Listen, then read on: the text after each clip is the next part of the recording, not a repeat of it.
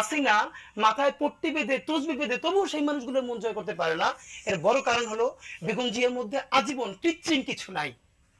উনি একদম ভিতরে যা, উনি বাইরে তা। আমি অন্তত এই যে দেখেন ওই যে স্বাধীনতা সার্বভৌমত্বের প্রতীক হয়ে উঠতে পারলো, এটার অন্তত যে, এবং উনি এখন, হ্যাঁ অফকোর্স উনি বিএনপির নেত্রী, কিন্তু আপাও যেটা বললেন যে ওনারা ওনাকে মিস করেন, কিন্তু উনি যে জাতীয় অভিভাবক হয়ে উঠলেন, আমি একদম এখনই আপনাকে অন্তত তিনটা ছোট ঘটনা বলতে পারি যে উনি মোর দ্যান বিএনপি বাংলাদেশের গার্ডিয়ান কিভাবে হলেন। দেখেন, হাসিনা তাকে ট্রাপে ফেলার জন্য একটা কল রেকর্ড করছিল তার সাথে 2014-র আগে নির্বাচনে, নিশ্চয়ই আপনার মনে থাকার কথা।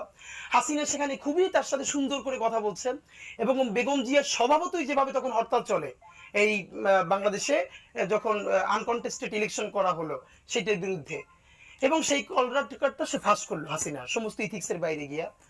এরপরে পুরো শাহবাগ তন্ত্রের যে বুদ্ধিজীবীরা তারা বলা শুরু করলেন বেগম জিয়া প্রধানমন্ত্রী